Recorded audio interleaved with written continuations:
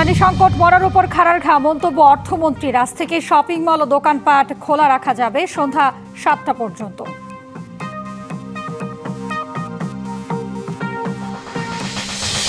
তেল নীতি দীর্ঘ লাইন, চাহিদা মেটাতে হিমশিম পাম্পগুলো। মজুদের প্রবণতা থেকে বের হতে না পারলে সংকট আরও প্রকট হওয়ার শঙ্কা।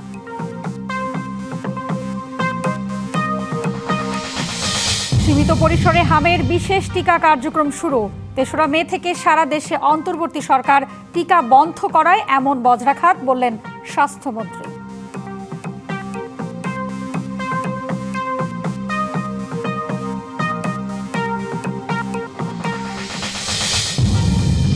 জাতীয় সংসদে নারীর প্রতিনিধিত্ব কমায় দায়ী খোদ রাজনৈতিক দলগুলো। সদিচ্ছার অভাবকে দুষছেন বিশেষজ্ঞরা।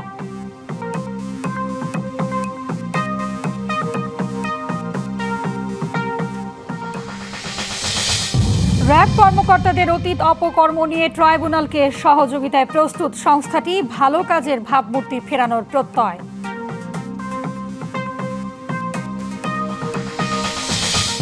এবং ইরানে বিধ্বস্ত যুদ্ধ বিমানের দ্বিতীয় পাইলটকে উদ্ধারের দাবি যুক্তরাষ্ট্রের। ট্রাম্পের ৪৮ ঘন্টার আলটিমেটাম প্রত্যাখ্যান তেহরানের। জ্বালানি সংকট দেশের জন্য মরার উপর খাড়ার ঘা, এমন মন্তব্য অর্থমন্ত্রীর।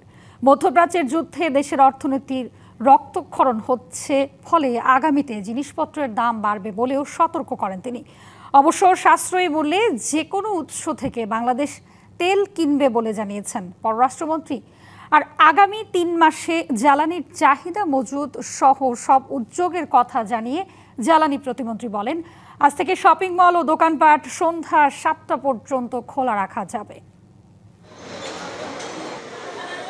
মধ্যপ্রাচ্যের যুদ্ধের প্রভাবে বিশ্ববাজারে লাফিয়ে লাফিয়ে বেড়েছে জ্বালানির দাম, কিন্তু বাংলাদেশে এ চাপ এখনো বহন করছে সরকার। কিন্তু সরকার কতদিন তা একা সহ্য করবে তা নিয়ে সংশয় প্রকাশ করলেন অর্থমন্ত্রী। রবিবার সকালে রাজধানীর শেরেবাংলা নগরে এলডিসি উত্তোলন বিষয়ক এক কর্মশালার উদ্বোধনের পর সাংবাদিকদের তিনি এ মন্তব্য করেন। বলেন, পুরো বিশ্ব যেখানে জ্বালানি সংকটে টালমাটাল, সেখানে বাংলাদেশও এর বাইরে নয়। শ্রীলঙ্কাতে 25% বাড়িয়েছে, আমরা কিন্তু এখনো বাড়াই নাই। কিন্তু এই বিষয়গুলো তো না বাড়িয়ে কত করে আপনি থাকতে পারবেন। যেহেতু আমরা নির্বাচিত সরকার, আমরা চেষ্টা করছি জনগণের উপর চাপ সৃষ্টি না করার জন্য। জনগণের ভোটে ক্ষমতায় আসায় সরকার কোনো অবস্থাতেই জনগণকে চাপে ফেলতে চায় না বলেও উল্লেখ করেন তিনি। এদিকে রবিবার সচিবালয়ে ঢাকায় নিযুক্ত মার্কিন রাষ্ট্রদূত প্রধানমন্ত্রী তারেক রহমানের সঙ্গে সৌজন্য সাক্ষাৎ করেন। রোহিঙ্গাদের ফেরাতে সহযোগিতা অব্যাহত রাখা সহ জ্বালানি নিরাপত্তার জন্য বাংলাদেশকে সাহায্য করার কথা জানান রাষ্ট্রদূত। পরে পররাষ্ট্রমন্ত্রী বলেন, যুক্তরাষ্ট্রের সঙ্গে বাংলাদেশের কোনো গোপন চুক্তি নেই। আমরা সব রকম সোর্স থেকে কিনব। আমরা চাইছি যে আমাদের ক্রেতারা সুলভ মূল্যে এই ডিজেল কিংবা অন্যান্য এনার্জি প্রোডাক্টগুলি পান। সবচাইতে সাশ্রয়ী যে সমস্ত সোর্স, সেটা ভারত হোক, সেটা মধ্যপ্রাচ্য হোক, সেটা যুক্তরাষ্ট্র হোক, আমরা সব জায়গাতেই চেষ্টা করছি। এছাড়া বিদ্যুৎ, জ্বালানি ও খনিজ সম্পদ প্রতিমন্ত্রী সচিবালয়ে সাংবাদিকদের ব্রিফ করেন। জানান, তেলের কোনো সংকট হবে না, নতুন কয়েকটি জ্বালানি উৎস শনাক্ত করা হয়েছে। কোনোভাবেই যেন কৃষকরা ক্ষতিগ্রস্ত না হয় সেটাকে বিবেচনায় রেখেই কিন্তু সরকার এই সাহসী সিদ্ধান্ত নিয়ে এখনো পর্যন্ত জ্বালানি তেলের মূল্য সমন্বয়ের কোনো চিন্তা করেনি। সেক্ষেত্রে যদি কৃষক জ্বালানি তেল পেতে অর্থাৎ ডিজেল পেতে কোনো কষ্ট শিকার হয়, এর থেকে তো দুর্ভাগ্য আমাদের জন্য আর কিছু হবে না। তো সেই কারণে আমরা জেলা প্রশাসনকে এর আগেও বলেছি, আর আমরা বলেছি আপনাদেরকে আরো আন্তরিক। ব্যবসায়ীদের আবেদনের পরিপ্রেক্ষিতে রবিবার থেকে শপিং মল ও দোকানপাট খোলা রাখার সময় 1 ঘন্টা বাড়িয়ে সন্ধ্যা 7টা পর্যন্ত করা হয়েছে। দোকান মালিক সমিতির তাদের আবেদন, তাদের অনুরোধ বিবেচনায় সরকার প্রধান, আমাদের মাননীয় প্রধানমন্ত্রী সন্ধ্যা 7টা পর্যন্ত এখন বিপণী বিতান খোলবার সময় পুনর্নির্ধারণ করে। Anwar Hossain, DBC news, Dhaka. সংকট নেই, তেল আছে, জ্বালানি আসছে প্রতিদিনই, কিন্তু রিফুয়েলিং স্টেশনের বাস্তব চিত্র একদমই ভিন্ন। অধিকাংশ পাম্পেই মিলছে না তেল, ফলে সড়কে দীর্ঘ সারি বিভিন্ন যানবাহনের। বিরক্ত গ্রাহক চরম ভোগান্তিতে পড়ে ক্ষোভে ফুঁসছে। আর সরবরাহ কম থাকায় হাত গুটিয়ে বসে আছে পাম্প কর্তৃপক্ষ।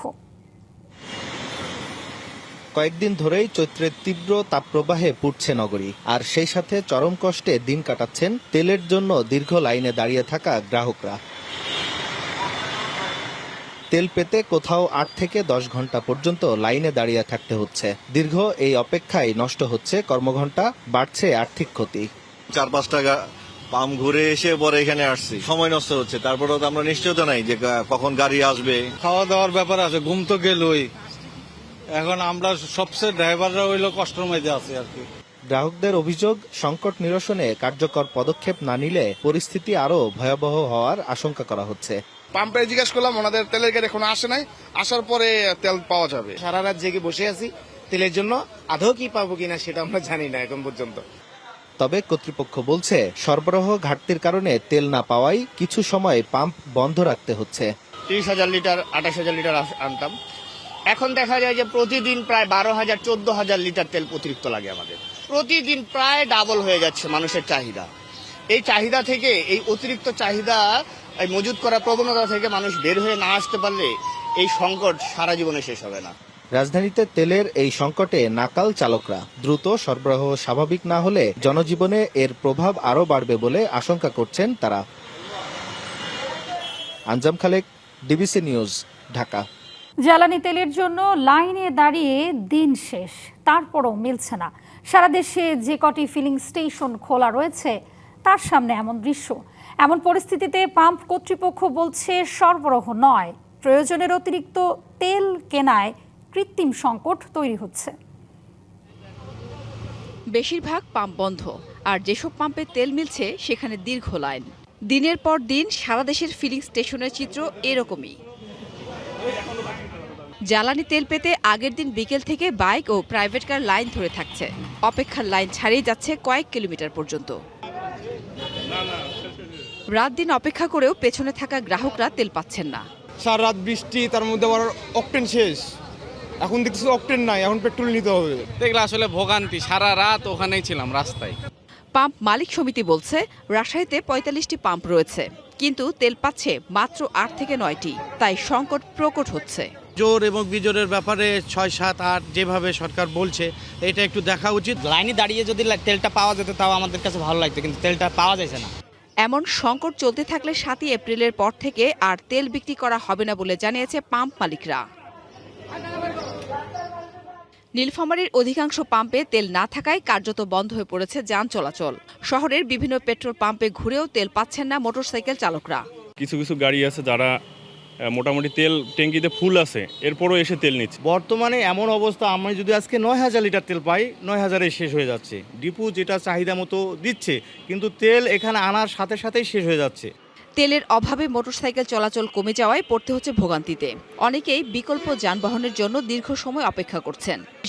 যারা পরে যাচ্ছে তারা তেল পাচ্ছে আগে, কিন্তু আমরা তেল পাচ্ছি না এখন বন্ধ।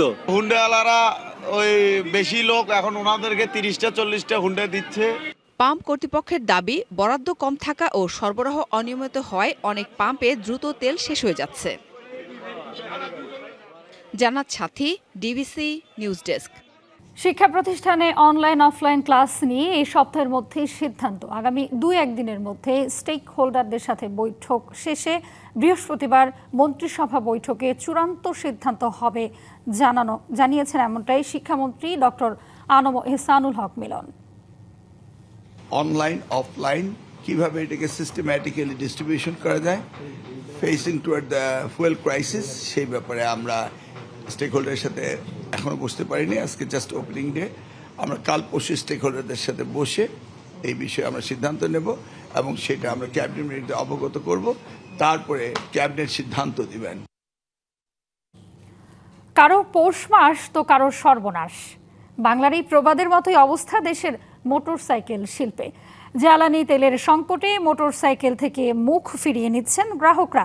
আর সেই সুযোগে গেল 1 মাসে ইলেকট্রিক সাইকেলের বিক্রি বেড়েছে 250%। ফিলিং স্টেশনে ঘন্টার পর ঘন্টা অপেক্ষার বিড়ম্বনা এড়াতে বাড়ছে সাইকেলের বিক্রি। গণপরিবহনের অভাব আর যানজটের ভোগান্তি এড়াতে নগরবাসীর কাছে দ্বিচক্রযানের কদর বরাবরই ছিল বেশি, কিন্তু জ্বালানি তেলের সংকটে এখন সেই মোটরসাইকেলই হয়ে উঠেছে ভোগান্তির কারণ। তবে তেলের এই সংকটে নাটকীয়ভাবে চাঙ্গা হয়েছে ইলেকট্রিক মোটরসাইকেলের ব্যবসা। বিক্রেতারা বলছেন, চলতি বছরের ফেব্রুয়ারিতে সারা দেশে যেখানে বিক্রি হয়েছে 800 ইলেকট্রিক মোটরসাইকেল, সেখানে গেল মাসে তা বেড়ে হয় 2000। আমাদের যে ওয়েটিং যে কাস্টমার ছিল, যারা বাইক কিনতে চাচ্ছিল, এরকম কাস্টমারের মধ্যে আমরা বলতে পারি 20 to 30% কাস্টমার তাদের পার্সেল হোল্ড করে দিচ্ছে। যদি তেল না থাকে আপনারা ডিক্লেয়ার দেন, আমরা ওইভাবে প্রস্তুতি নেওয়া যদি থাকে হয় প্রাইস কমান অথবা অ্যাভেলেবেল করে দেন। যখন থেকে এই যে ফুয়েলের সমস্যা দেখা দিচ্ছে তখন থেকে ইভিতে মোটামুটি একটু চাপ বাড়ছে, 20%-এর মতো সেলও আমাদের আপডেট হচ্ছে। ই বাইকের নেই তেলের পাম্পে দাঁড়িয়ে থাকার বিড়ম্বনা, সেই সঙ্গে এ বাহনের খরচ অনেক কম। তেলের বাইক ইউজার ছিলাম, বাট ওটা সেল করে দিয়েছি, কারণ হচ্ছে এই তেল সংকটেরটাকে সামনে রেখে, কারণ ওইভাবে লাইন ধরে রাখা মানে তেল নেওয়া সম্ভব না আসলে। খুব ইজিলি আমি চার্জ দিতে পারতেছি, আর সকালে আমি মুভ করতে পারতেছি অফিসে, যার ফলে আমি এই স্কুটিটা ঈদের আগেই নিয়েছি আর কি। ব্যবসায়ীরা বলছেন চার্জিং স্টেশন সহজলভ্য করা সহ সড়কে ই বাইক চলাচলে নিবন্ধন জটিলতা ও খরচ কমানো গেলে ব্যবহার আরও বাড়ত। যেখানে 1500 সিসির একটা তেলের বাইকের জন্য যে রেজিস্ট্রেশনের টাকাটা দিচ্ছে 10,800 বা 900 টাকা, একটা ইলেকট্রিক গাড়ি কেনার ক্ষেত্রেও 1000 ওয়াট থেকে শুরু করে 1500 ওয়াটের গাড়িতে সেম রেজিস্ট্রেশন কস্টটা দিচ্ছে। এটা আমি মনে করি আরও যদি কমিয়ে আনা যায় সেক্ষেত্রে ক্রেতারা আরও বেশি মোটিভেটেড হবে গাড়িগুলো কেনার জন্য। তাদের মতে সড়কে ই বাইকের ব্যবহার বাড়ানো গেলে দীর্ঘমেয়াদে জ্বালানি তেলের ওপর চাপ কমার পাশাপাশি দেশের পরিবেশ দূষণ পরিস্থিতি উন্নয়নেও সহায়ক হবে। Yusuf Rana, DBC news, Dhaka. সীমিত পরিসরে আজ থেকে শুরু হয়েছে হামের টিকাদান কার্যক্রম। উচ্চ ঝুঁকিতে থাকা 30 উপজেলায় 6 মাস থেকে 59 মাস বয়সী শিশুদের টিকার আওতায় আনা হচ্ছে। এদিকে 12 এপ্রিল থেকে ময়মনসিংহ, বরিশাল এবং ঢাকা উত্তর ও দক্ষিণ সিটি কর্পোরেশনে হামের টিকা দেওয়া হবে, আর 3রা মে থেকে দেয়া হবে সব জেলা ও উপজেলায়। অন্তর্বর্তী সরকার টিকা দেয়া বন্ধ করায় হামের এই বজ্রাঘাত, এমনটা বলছেন স্বাস্থ্যমন্ত্রী।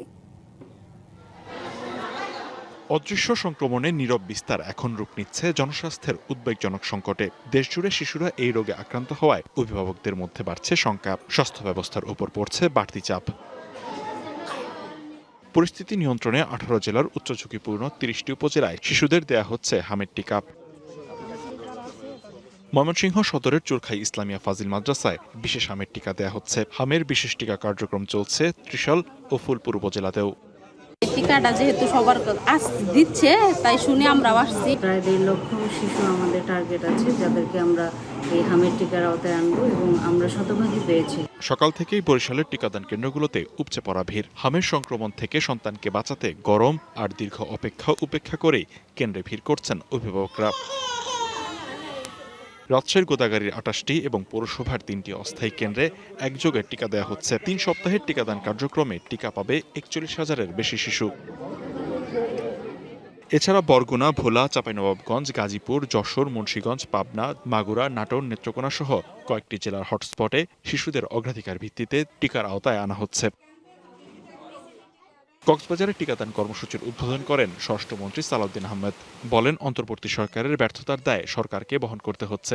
বিগত অন্তর্বর্তীকালীন সরকারের সময়ে যে কোনো কারণেই হোক বা অদক্ষতার কারণে হোক বা কোনো তথ্য না থাকার কারণে হোক, এই হাম প্রচারণা এবং হাম প্রদানের বিষয়টি তারা মনোযোগ দিতে পারে নাই বলে এই বছরের এই হামের পরিস্থিতি এরকম প্রাদুর্ভাবের সৃষ্টি হয়েছে, উদ্রেক হয়েছে। ঢাকার নবাবগঞ্জে হামের টিকাদান কার্যক্রম অনুষ্ঠানের উদ্বোধন করেন স্বাস্থ্যমন্ত্রী সরদার মোহাম্মদ সাখাওয়াত হোসেন। বলেন, অতীতে সরকার বিশেষ টিকাদান কার্যক্রম বন্ধ রাখায় চ্যালেঞ্জের মুখে পড়তে হচ্ছে।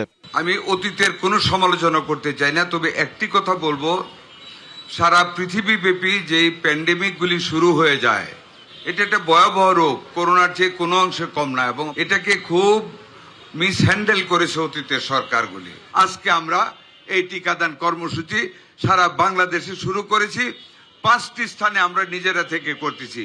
দেশের টিকার সংকট নেই জানিয়ে স্বাস্থ্যমন্ত্রী আরো বলেন, চ্যালেঞ্জ সফলভাবে মোকাবেলা করবে সরকার। লিখনকান্তি ভৌমিক, ডিবিসি নিউজ ডেস্ক। সংসদে নারী প্রতিনিধিত্ব কমে যাওয়ার জন্য দায়ী রাজনৈতিক দলগুলো। এক্ষেত্রে রয়েছে তাদের সদিচ্ছার অভাব। দলের মধ্যে প্রতিনিধিত্ব কম হওয়ায় নারী প্রার্থীরাও বেশি আগ্রহী হচ্ছেন সংরক্ষিত আসনে। এক্ষেত্রেও সংসদে পাঠানোর আগে রাষ্ট্র ও রাজনৈতিক দলগুলোকে নারীর দক্ষতা বৃদ্ধিতে জোর দিতে হবে, এমনটাই মনে করছেন বিশ্লেষকরা। আর স্বজন প্রীতি এড়িয়ে দলের সক্রিয় এবং যোগ্য নারী প্রার্থীদের মনোনয়ন দিয়ে সংসদে প্রতিনিধিত্ব নিশ্চিত করার পরামর্শ তাদের। সংবিধানের ৬৫(৩) অনুচ্ছেদ অনুযায়ী সংসদে নারীদের জন্য ৫০টি আসন সংরক্ষিত রয়েছে। গণপ্রতিনিধিত্ব আদেশ এবং আইন অনুযায়ী সাধারণ নির্বাচনের পর দলের প্রাপ্ত আসনের অনুপাতে পরোক্ষ ভোটে নির্বাচিত হন নারী সংসদ সদস্যরা। এই অবস্থা তো মাননীয় স্পিকার এখন আর নেই। রাজনৈতিক দলেই নারী প্রতিনিধিত্ব কম হওয়ায় নারীরাও সরাসরি ভোটের চেয়ে সংরক্ষিত আসনে বেশি আগ্রহী। আর এর জন্য দলগুলোর সদিচ্ছার অভাবকেই দায়ী করছেন বিশ্লেষকরা। যখন পাচ্ছেন না নির্বাচনে দাঁড়াতে, তখন সংরক্ষিত আসনে তারা যেতে চান। আর নারীরা কিন্তু সরাসরি নির্বাচনে যাওয়ার জন্য নারীদের কিন্তু প্রস্তুতি আছে, কিন্তু রাজনৈতিক দলগুলো তাদেরকে সেই স্পেসটা করে দিচ্ছে না। নির্বাচন কমিশন যে কাজটা করতে পারে, আমাদের যে আইনে আছে যে পলিটিক্যাল পার্টির যে পার্টি কোটা, অর্থাৎ এই যে কেন্দ্রীয় কমিটি, জেলা কমিটি, এখানে 2030 সালের মধ্যে 33% নারীর অংশগ্রহণের কথা বলা হয়েছে। এইটা ইলেকশন কমিশন দেখতে পারে। অর্থাৎ যদি কোনো পলিটিক্যাল পার্টি এই যে আইনের ধারা এটা না মানে, তখন ইলেকশন কমিশন প্রয়োজনীয় ব্যবস্থা গ্রহণ করতে পারবে। ত্রয়োদশ জাতীয় সংসদে সংরক্ষিত আসনে বিএনপি 38টি এবং জামাতের নেতৃত্বাধীন 11 দলীয় জোট 12টি আসন পেতে পারে। এক্ষেত্রে রাজনৈতিক সক্রিয়তা ও যোগ্যতা দেখেই প্রার্থী মনোনীত করার পরামর্শ রাজনৈতিক বিশ্লেষকদের। রাজনৈতিক দলগুলো কোয়ালিফাইড, কম্পিটেন্ট, যাদেরকে ক্ষমতায়ন করলে নারীর ক্ষমতায়ন হয় সেটা যেন করেন। নিজেদের স্ত্রী, সন্তান, কন্যা, বেআইন, আত্মীয় স্বজন, এইভাবে যদি আপনি করতে থাকেন তাহলে কিন্তু নারীর ক্ষমতায়নটা হয় না। সংসদে সরাসরি নির্বাচিত নারী প্রতিনিধিত্ব কমে যাওয়াকে দুর্ভাগ্যজনক আখ্যায়িত করে নারী নেত্রীরা বলছেন, দলগুলো তাদের নির্বাচনী ইশতেহার অনুযায়ী কথা রাখছে না। এটা আমাদের জন্য খুবই দুর্ভাগ্যজনক যে গত কয়েক টার্মের তুলনায় এবছর নারী প্রতিনিধিত্বটা অনেক কমে গেল। এটা আসলে আমাদের জন্য গ্রহণযোগ্য না। তারা নির্বাচনী ম্যানিফেস্টোতে যেরকম বলছেন, বক্তৃতাতে যেরকম বলছেন, বাস্তবে তারা সেরকম করছেন না। এ থেকে উত্তরণে স্বজনপ্রীতি এড়িয়ে যোগ্য নারী প্রার্থীদের মনোনয়ন দিয়ে সংসদে প্রতিনিধিত্ব নিশ্চিত করার পরামর্শ বিশেষজ্ঞদের। Humayra Faruqui, DBC news, Dhaka. Supreme কোর্টের স্বতন্ত্র সচিবালয় প্রতিষ্ঠার অধ্যাদেশ বাতিল হলেও স্বাধীন বিচার ব্যবস্থার অন্তরায় হবে না বলে মন্তব্য করেছেন attorney general barrister Ruhul Quddus Kajal. রোববার বিকেলে রাজধানীর জিয়া উদ্যানে সাবেক রাষ্ট্রপতি শহীদ জিয়াউর রহমান এবং সাবেক প্রধানমন্ত্রী খালেদা জিয়ার সমাধিতে শ্রদ্ধা জানিয়ে একথা বলেন তিনি। এ সময় তিনি আরও বলেন, সংসদ, নির্বাহী বিভাগ ও বিচার বিভাগ স্বতন্ত্রভাবে কাজ করলে গণতন্ত্র সুসংহত হবে। বর্তমানে বিচার বিভাগ স্বাধীনভাবে কাজ করছে জানিয়ে অ্যাটর্নি জেনারেল বলেন, ভবিষ্যতেও এভাবে কাজ করলে জনগণের ন্যায় বিচার প্রাপ্তি সুনিশ্চিত হবে। রাষ্ট্রের যে 3টি অঙ্গ সেটা স্বতন্ত্রভাবে কাজ করবে, তবে কার্যক্রমের ক্ষেত্রে তারা পরিপূরক হিসেবে কাজ করবে, এটা মনে রাখতে হবে। রাষ্ট্রের নির্বাহী বিভাগ, পার্লামেন্ট, সংসদ এবং বিচার বিভাগ, গণতান্ত্রিক সরকারের যে যাত্রা শুরু অভিপ্রায়, এখনো পর্যন্ত আমরা কোনো ধরনের নির্বাহী বিভাগের পক্ষ থেকে কোনো ধরনের ইন্টারফিয়ারেন্স আমরা এখনো লক্ষ্য করিনি। অতীতে র্যাব কর্মকর্তাদের অপকর্ম নিয়ে ট্রাইব্যুনালকে সহযোগিতা করতে প্রস্তুত সংস্থাটি, এই কথা জানিয়েছেন বাহিনীর মহাপরিচালক। আশা করেন ভালো কাজের মাধ্যমে ভাবমূর্তি ফেরানোর সাথে সাথে উঠে যাবে নিষেধাজ্ঞাও। আইনশৃঙ্খলা রক্ষা ও জঙ্গি দমনে সংস্থাটির প্রয়োজনীয়তা রয়েছে বলেও দাবি করেন তিনি। বলেন, বাহিনী বিলুপ্ত হবে না নাম পরিবর্তন হবে তা সরকারের সিদ্ধান্ত। 2004 সালে প্রতিষ্ঠার পর থেকেই আইনশৃঙ্খলা রক্ষা, জঙ্গি ও সন্ত্রাসবাদ দমনে প্রশংসা কুড়ায় পুলিশের বিশেষায়িত ইউনিট র্যাব। কয়েক বছর পার না হতেই বাহিনীর সদস্যদের বিরুদ্ধে ওঠে নানা অভিযোগ। এক পর্যায়ে 2021 সালে যুক্তরাষ্ট্র থেকে সংস্থাটির কয়েকজন শীর্ষ কর্মকর্তার বিরুদ্ধে দেওয়া হয় নিষেধাজ্ঞা। 24 পরবর্তী সময়ে গুম, খুন সহ নানা অভিযোগে বাহিনীটি ব্যাপক প্রশ্নবিদ্ধ হয়। দাবি ওঠে র্যাব বিলুপ্তির। এমনকি বিগত অন্তর্বর্তী সরকারের আমলে নাম পরিবর্তনের প্রস্তাব আসে। বেশ কয়েকজন কর্মকর্তার বিরুদ্ধে আন্তর্জাতিক অপরাধ ট্রাইব্যুনালে শুরু হয় বিচারও। এমন প্রেক্ষাপটে সংস্থাটির মহাপরিচালকের দায়িত্ব নেওয়ার পর প্রথমবারের মতো সাংবাদিকদের মুখোমুখি হন আহসান হাবিব পলাশ। বলেন, কর্মকর্তাদের অপকর্ম নিয়ে ট্রাইব্যুনাল চাইলে সহযোগিতা করতে প্রস্তুত তার বাহিনী। বিচার প্রক্রিয়ার সাথে সম্পর্কিত যে কোনো বিষয়ে আমাদের কাছে সহায়তা চাওয়া হলে আমরা সর্বোচ্চ সহায়তা প্রদান করব। আমাদের কাছে যা আছে, যেটুকু তথ্য থাকবে তার ভিত্তিতে যে তথ্য আমার কাছে নেই বা থাকবে না বা আমার কাছে আমার দেবার সামর্থ্য বা সাধ্য নেই, সেক্ষেত্রে হয়তো আমরা অপারগতা প্রকাশ করতে পারবো, কিন্তু যে যতটুকু সাধ্য এবং সামর্থ্যের মধ্যে তথ্য আমাদের কাছে আছে তা আমরা বিচার প্রক্রিয়াকে এগিয়ে নিয়ে যেতে প্রয়োজনীয় সহায়তা করব। র্যাবের নিষেধাজ্ঞা পাওয়া নিয়ে অতীতে কিছু বিষয় ছিল, তবে ভালো কাজের মাধ্যমে সামনে সমস্যা থাকবে না বলেও আশা তার। কাজের ক্ষেত্রে কিছুটা ডেভিয়েশন হয়তো ছিল, কিছুটা হয়তো পদস্খলন ছিল বলে এরকম একটা বিষয় থাকতে পারে। তো আমরা সেই জায়গাটা যদি রিপেয়ার করতে পারি তাহলে আমার মনে হয় যে স্যাংশনের বিষয়গুলো আছে এগুলো থাকবে না। আমরা কাজ দিয়ে আসলে প্রমাণ করব যে আমাদের তার প্রমাণ কিন্তু আমরা গত 1.5 বছরে দিয়েছি। আইন শৃঙ্খলা রক্ষা ও জঙ্গি দমনে বাহিনীর প্রয়োজনীয়তা রয়েছে বলেও মনে করেন র্যাব ডিজি। আমি মনে করি এই সংগঠনকে সামনের দিকে এগিয়ে নিয়ে যাওয়া সম্ভব, এবং আমি চাই ব্যক্তিগতভাবে একটি পেশাদার, মানবিক এবং প্রযুক্তি নির্ভর একটা সংগঠন গড়ে উঠুক। কঠোর বার্তা দেন কিশোর গ্যাং নিয়েও, বলেন এর পেছনের গডফাদারদের বিরুদ্ধেও নেওয়া হবে ব্যবস্থা।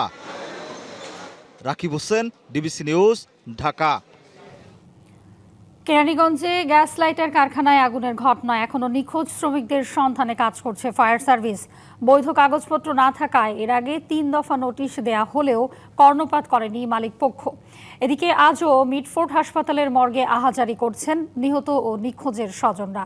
এর মধ্যে স্থানীয় বিএনপি নেতা ও কারখানা মালিকের আত্মীয় আমানুল্লাহ মাস্তানকে গ্রেপ্তার করা হয়েছে।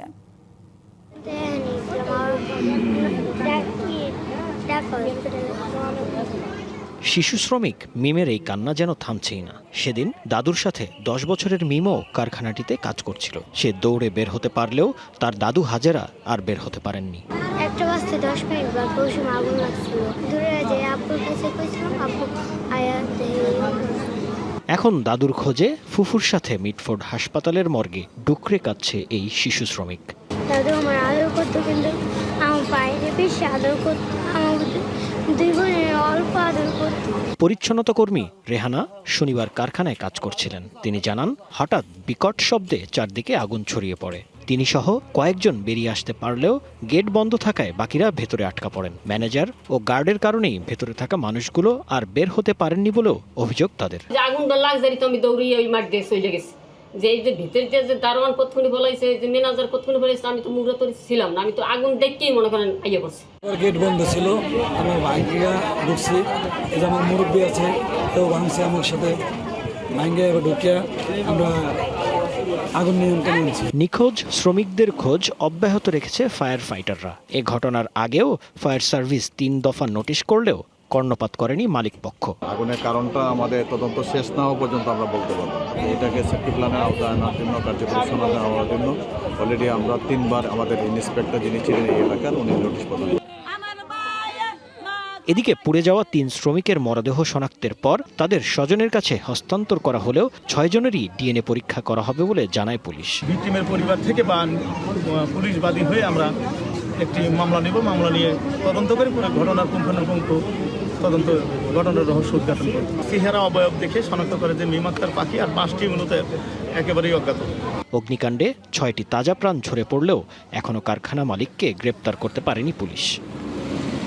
জাকারিয়া খান, ডিবিসি নিউজ, ঢাকা। বকেয়া বেতন ভাতার দাবিতে রাজধানীর মহাখালী নাবিস্কোর মাঝামাঝি তেজগাঁও লিংক রোডের মুখে অবরোধ করে নাসা গ্রুপের পোশাক শ্রমিকরা। প্রায় 4 ঘন্টা পর শ্রমমন্ত্রী ও প্রতিমন্ত্রীর আশ্বাসে অবরোধ তুলে নেয় তারা। সকাল 10টার পর সড়ক অবরোধ করে বিক্ষোভ করা শুরু করে শ্রমিকরা। এতে তেজগাঁও থেকে মহাখালী উত্তরা রুটে এবং উত্তরা থেকে মহাখালী তেজগাঁও রুটে যান চলাচল বন্ধ হয়ে যায়। দেখা দেয় দীর্ঘ যানজটের।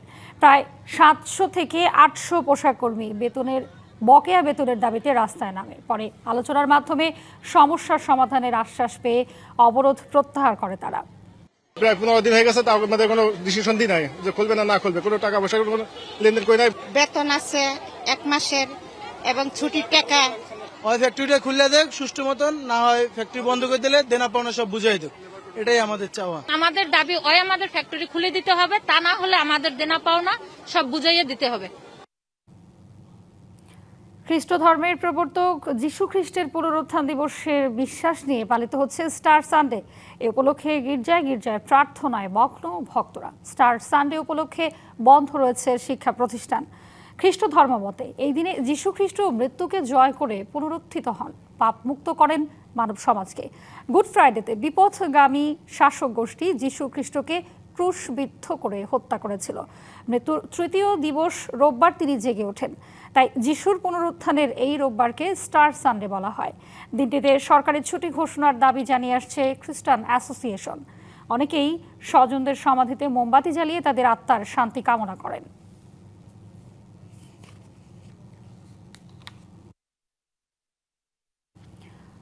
ধর্মের দোহাই দিয়ে বিশৃঙ্খলা করলে রুখে দাঁড়ানোর আহ্বান জানিয়েছেন স্থানীয় সরকার মন্ত্রী মির্জা ফখরুল ইসলাম আলমগীর। খ্রিস্টান ধর্মাবলম্বীদের অন্যতম প্রধান উৎসব স্টার সানডেতে রাজধানীর বাড়িধারায় এক অনুষ্ঠানে যোগ দিয়ে তিনি কথা বলেন। আরও বলেন, কিছু শক্তি আছে যারা রাজনীতিতে ধর্মকে ব্যবহার করে, এমনকি ধর্মের দোহাই দিয়ে তারা বিভাজনের চেষ্টা করে বলেও অভিযোগ করেন মির্জা ফখরুল। মধ্যপ্রাচ্যের সংঘাতের জেরে সংকটের মধ্যেও সরকার পরিস্থিতি স্বাভাবিক রাখতে কাজ করছে জানিয়ে দেশ গঠনের সবাইকে একসাথে কাজ করার প্রত্যয় ব্যক্ত করেন স্থানীয় সরকার মন্ত্রী।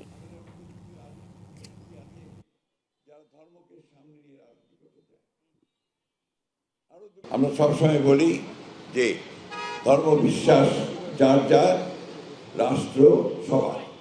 দুর্ভাগ্যক্রমে আমাদের মধ্যে কিছু রাজনৈতিক শক্তি আছে যারা ধর্মকে সামনে নিয়ে রাজনীতি করতে চায়, যারা সমাজে এখন বিশৃঙ্খলা সৃষ্টি করতে চান ধর্মকে নিয়ে, তাদেরকে আমাদেরকে সকলকে সমবেতভাবে রুখে দাঁড়াতে হবে, প্রতিরোধ করে দিতে হবে।